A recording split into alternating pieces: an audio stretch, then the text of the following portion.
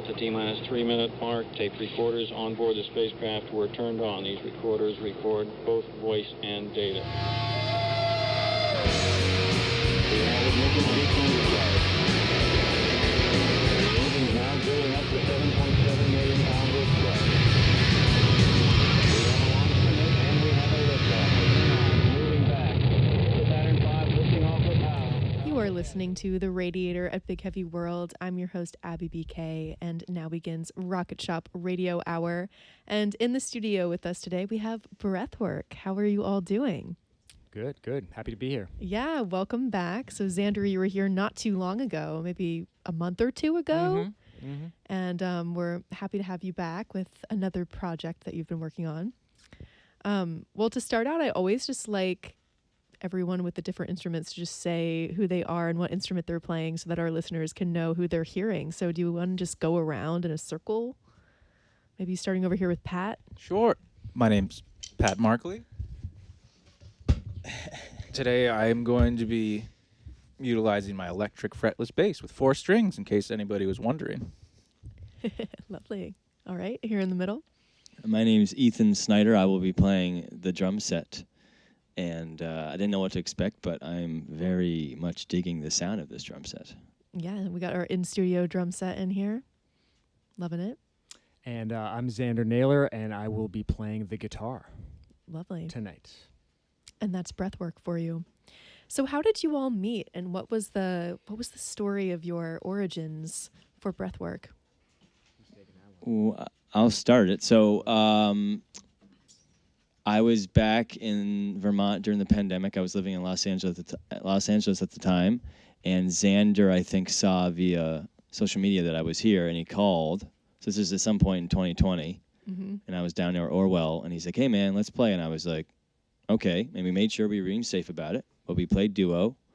And then when things kind of started to open up, I had played a gig with Pat at Orlando's, and I was like, man, we need a bassist. Pat would be fantastic. Somebody started playing at my rehearsal space in Burlington, and it was fantastic from the start. We started playing when there was like total lockdown still happening. That's what it was. Like, what was it, November of 2020? Yes. I mean, it was not possible for us to do anything in public except for a New Year's thing, Zoom. It was like a New Year's Zoom celebration practically. Oh yeah. So we we played for like several months basically only in lockdown, only improvising between 11 p.m. and like 4 a.m. It was like that. Like that's literally how we started. Yeah. Before we had any songs. So it was like, this was, I mean, it seems kind of like an exaggeration to say it, but like at the time it was like we were just doing this because we like had to. We just had to make music and we had to improvise. Yeah, and not go crazy during the pandemic. And then it built, and then as Burlington came out of the pandemic, we just started playing more and more and kind of grew from there. Yeah. That's really interesting, you know, as people have come in and out of the studio and talk about the pandemic and how it's affected their music. You see it, I feel like, on either side of the coin. Like, either it's really impacted them negatively and that they can't get out there, they felt stuck during that time, or it can be sort of what you're saying and like really fuel like you to get out and create with each other. I mean, it was beautiful because like we did that New Year's gig, but other than that, like for probably the first 6 months that we existed as a band, there were no gigs that we had to prepare for. So there was no pressure to do anything. We didn't have to make anyone happy except for ourselves. We would just try songs, and some of them would work, and then some of them we would just rehearse and then decide like that's not happening anymore. And we never had to say like, oh, we have to get these 10 songs together for this gig that's next week. Yeah. We just stretched out. I mean, I know I can't speak for the other guys, but for me, the way that things have been going in like the regular fast pace of like a musician's life, like most of the bands that I was in, you rehearsed for a gig and that was just kind of the way that you did it. And so it had been several years since I had been, it was like reminding me of being in like high school or college when I got to be in bands where we just played for the sake of playing. Yeah. Yeah, I would say, I would, not to speak for him, but I think, Xander's, that idea of always having to prepare for something, I think that was very much, I would imagine, colored by you living in New York City at the time, right? Where everybody's super busy and you're just grinding. Oh yeah. It's like if you want to have a rehearsal, then you schedule it from 6 to 8, and it's like exactly 6 to 8. Mm-hmm. Yeah, and everybody's coming from another rehearsal and then has to go to another rehearsal afterwards. I mean, there might be that same kind of vibe in Burlington, but I think that is kind of a bigger city thing where people don't really have enough time because if you're good, you're really busy. So you don't really have a time to develop a band rapport, which I think is Yeah. what's really, at least for me, very beautiful between myself, Xander, and Pat, is that we were given the time during the pandemic to develop that rapport, which my favorite groups have that. Right. So it's really special to me. Yeah. Yeah, that is special. Would you say that it's kind of made this album feel more authentic to you too, since you were able to take the time to really connect musically with one another during that time as well? I think there's a very common and visible thread from the original Inkwell that we were trying to draw from. Mm-hmm. And I think that because we've had this time and kind of the privilege, rather than just say, how do we prepare this song? Like, how do you play this song? How do you play that song? We get to ask ourselves, why do we play this? What is the purpose behind this composition? What is the purpose behind this performance? What are we trying to emote, express through our individual instruments? What are we trying to say to each other? And how does that come across as the audience? And again, that wasn't do we want them to like it? Do we want them to hate it? It's just we want to present something, and this is why we did it. Mm-hmm. So we could look at a song and say, this isn't how you play the song, but this is where it came from. This is a conception. This is why we felt it was necessary to kind of create that tapestry, texture, whatever you want to call it, how you want to name it or place it. But no, I really do think that there is a really definitive correlation in our intention and how things have kind of grown from there. Yeah, I love that. You explained that very well. And what was your process for all writing together?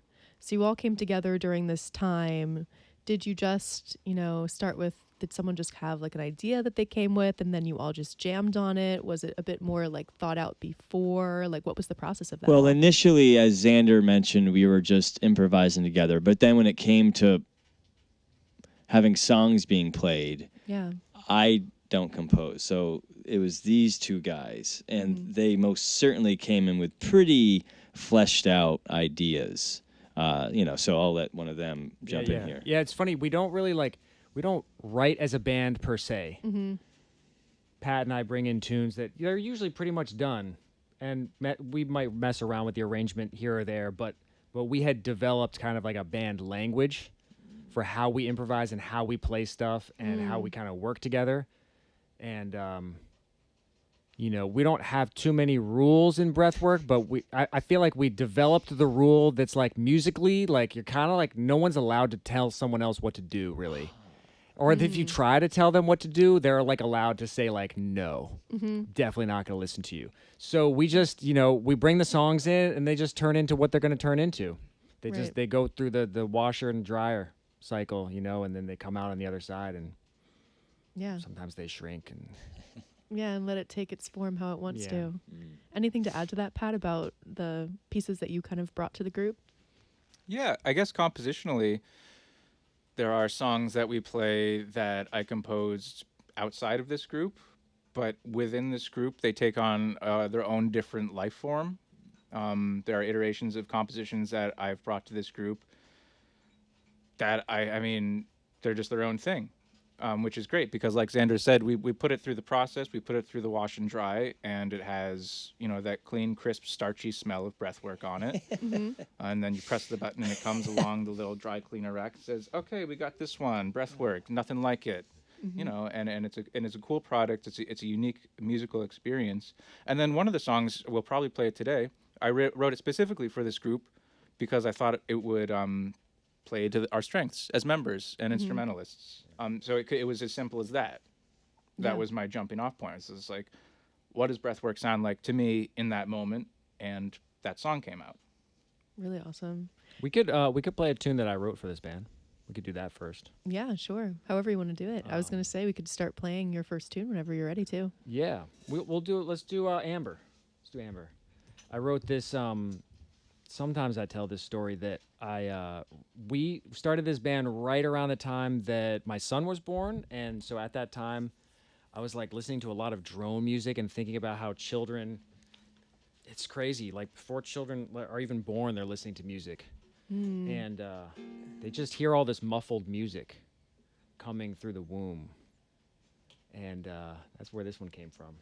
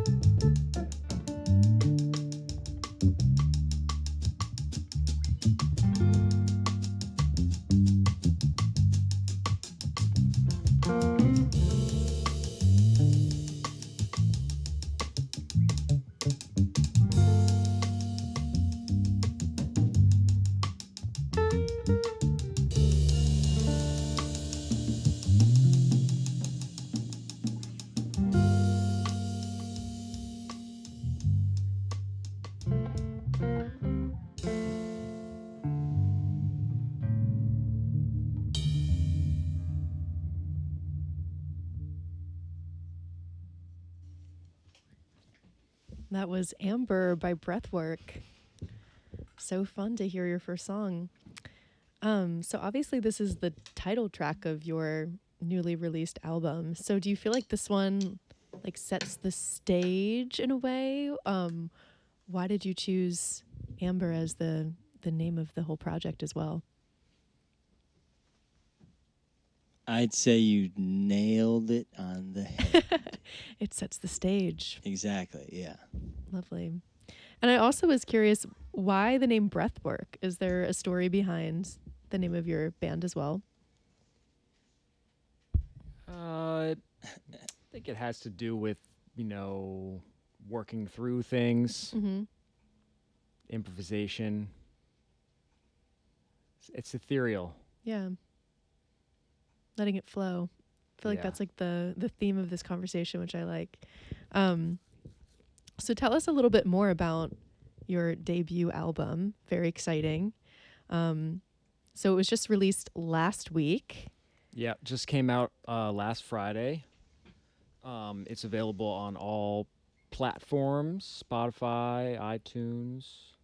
What else? Apple Music, everything. Title. Title. Yeah, it's title. Deezer.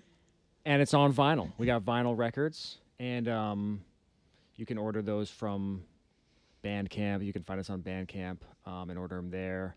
And then we're going to have a party this Friday, the 20th, from 6 to 9 at the Vermont Music Lab out in Essex. So this is coming out on, this is the second release on the label attached to Vermont Music Lab called Music Lab Records. So we're kind of having that as a party there. Yeah. Bring people from the community in. Free show, free food, free drinks. Come hang. Yeah, so exciting. And how long would you say it's kind of taken to figure out which songs went on this project? Like, are these like the main ones that you were focusing on when you were rehearsing during COVID? How did you end up kind of like choosing which ones went on the album itself? I think these ones just made sense.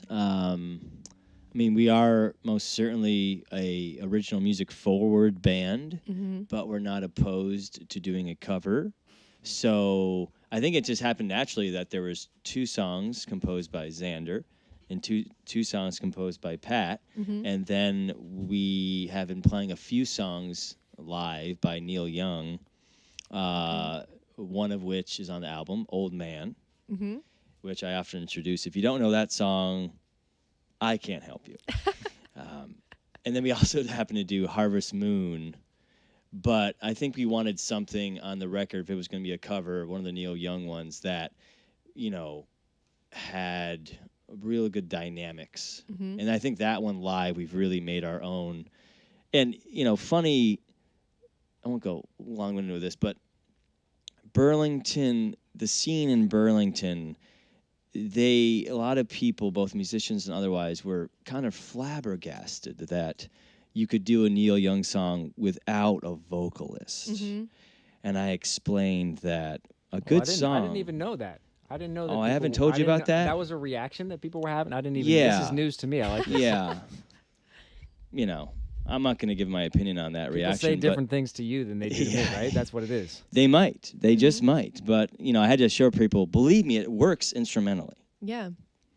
And maybe the listeners out there will have to, check out the vinyl themselves to find out if we succeeded in turning a song that is known for having lyrics into an instrumental. Wow. Right. Yeah. I mean, Yeah. you'll have to listen to for yourself, listeners. But yeah, I mean, I do think that it's unique. Even in the bands that come through here, we usually do have someone on vocals with lyrics. So it's refreshing to have a band doing something a little bit different. But I guess my question with that is, how do you feel like you can still capture like a story with the music through just the instruments without having those lyrics or that vocalist? I think Pat could probably answer that really well, because I feel like he always has a really good antidote of why his songs sound the way they do. You're on the spot, Pat. Yeah. I guess, there is, the story behind the song. And it's kind of the intention behind the story, how it makes me feel. And also, we all hear things in our head. So maybe you hear something, a nice melody in your head, and like, oh, you know what would accompany that very well? What does that sound like? And then you have to start calling things by their name. This is the bass part. This is the guitar part. This is the drum part. Maybe there's an organ in there or something.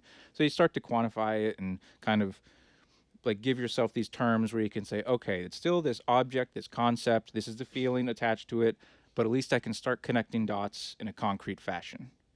Sometimes I feel or have the idea of the sound already in my head, and it's just a matter of finding it.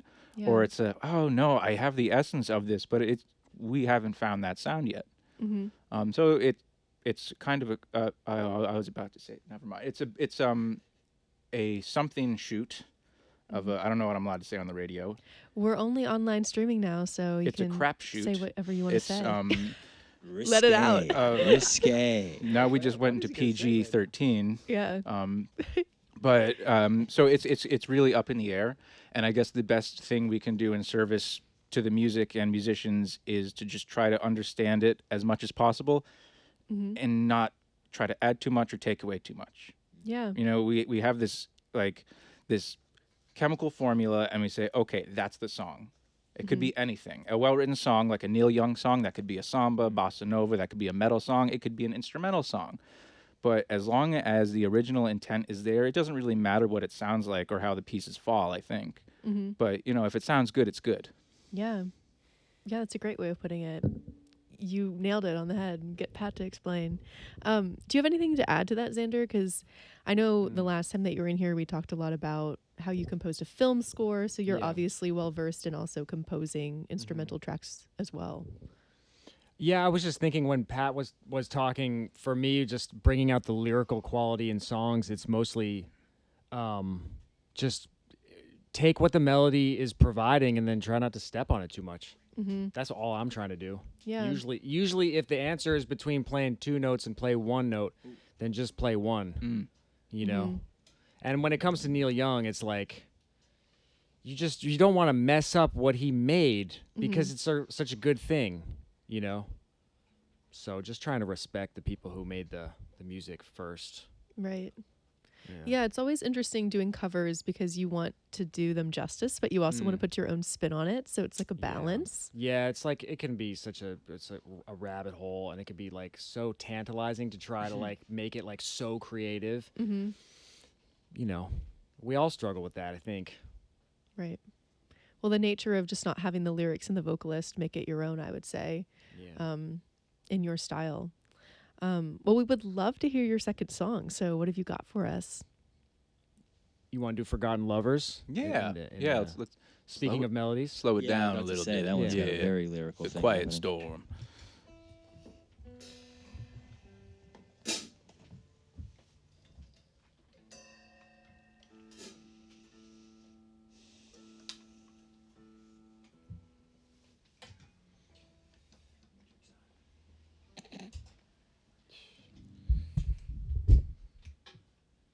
I'll give you two. Okay.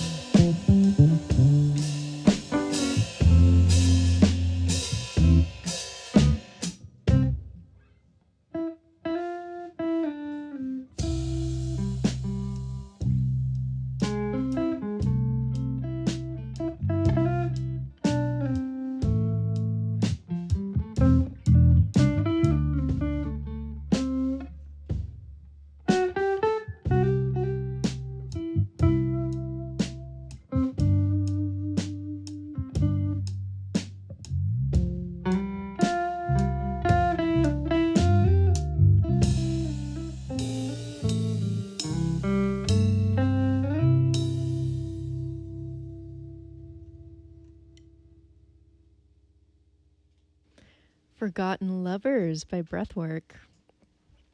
So, would you like to take us through a little bit more about your involvement with Vermont Music Lab and obviously your deep involvement, Xander, just for the sake of listeners to educate Better get that them. mic back, buddy. Yeah, get that I'm in mic deep. back. I'm in deep.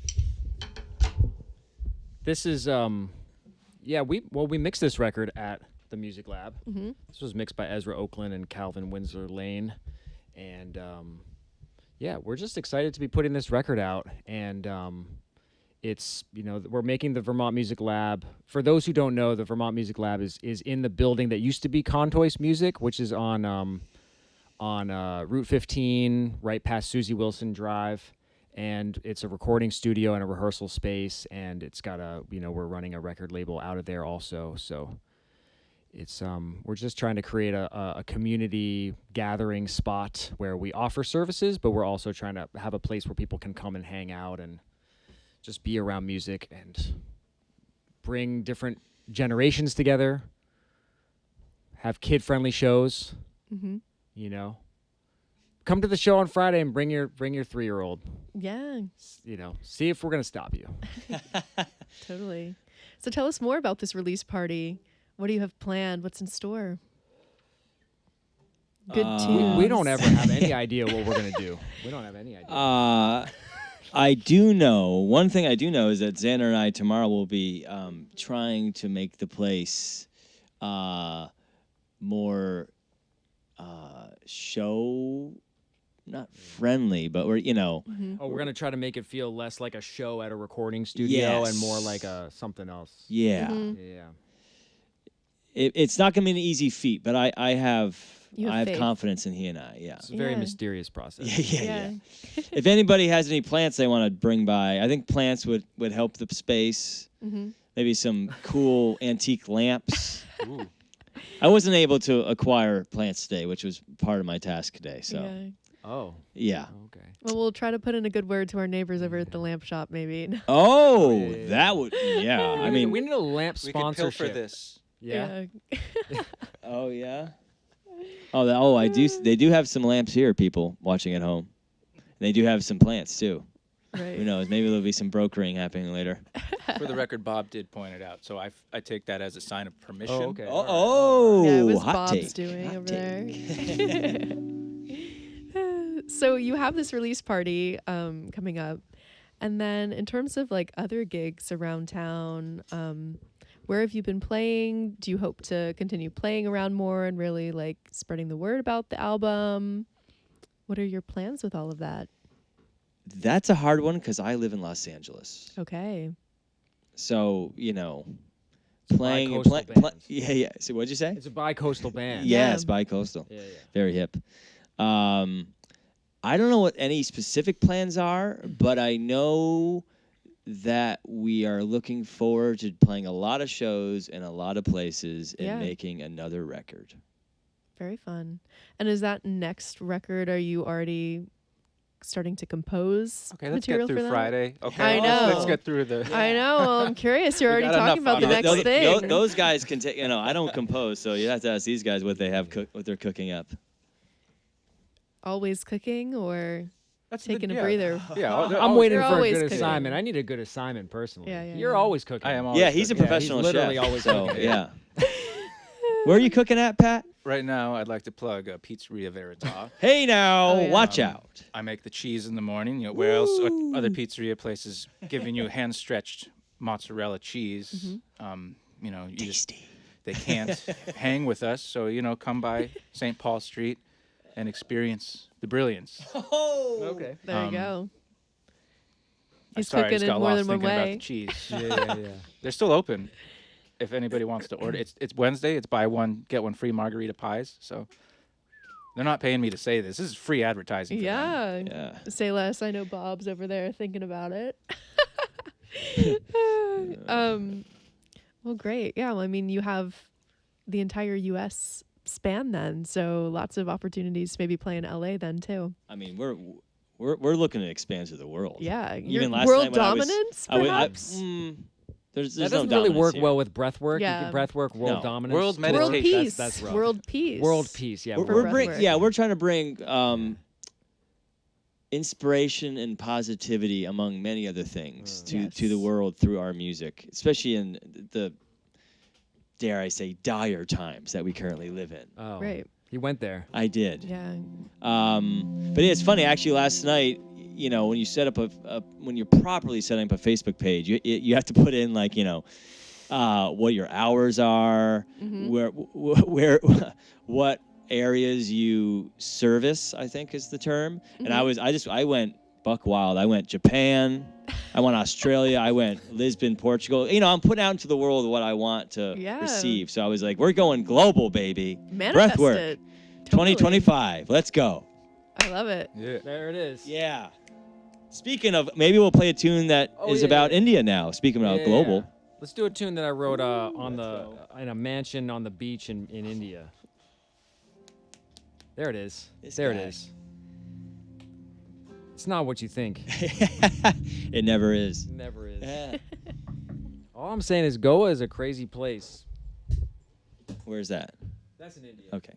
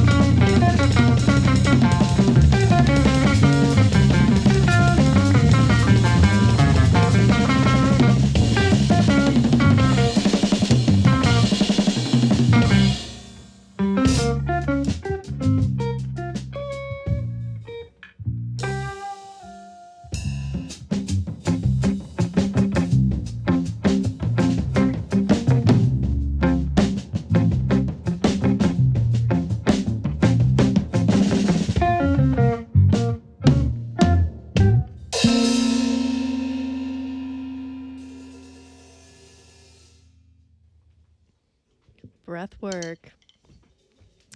So we are coming to the near end of the show here. And we always like to give all of our guests the chance to really plug your music and how to follow you and support you best. So the mics are yours, how to follow Breathwork best, and then if you want to plug your individual music too, or anything of the sort. As you might have just heard before that last song, I was just spouting off about, we do have a Facebook page that is very, I think the health of it is maybe getting very good or excellent. I was seeing on the bars there. Oh, it's got bars? It's got bars, yeah. It's saying, you know, when I first got on last night, it was like not healthy, but now it's healthy because I added all those hours and where we're trying to go. So we have the Facebook page. That's how they decide the health. Yep. Yeah, you have to start putting in all those like real bureaucratic type things. Do we have an Instagram?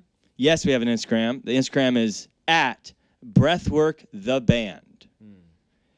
We have a TikTok at Breathwork the Band. We have a Bandcamp. Breathworktheband.bandcamp.com. And we have, our music's definitely on Spotify. You can, if you look up any of our names, Pat Markley, Ethan Snyder, Xander Naylor, then you'll find all of us on Spotify and all that stuff too. So yeah, search engines are a beautiful thing. Pat's got an album called Blood that you should check out. That's Spotify. Everywhere, yeah. Everywhere. I have an album called Happiness is Important that's on all the streaming services. Xander has multiple albums, and what's the newest one? Hayseed. Ooh.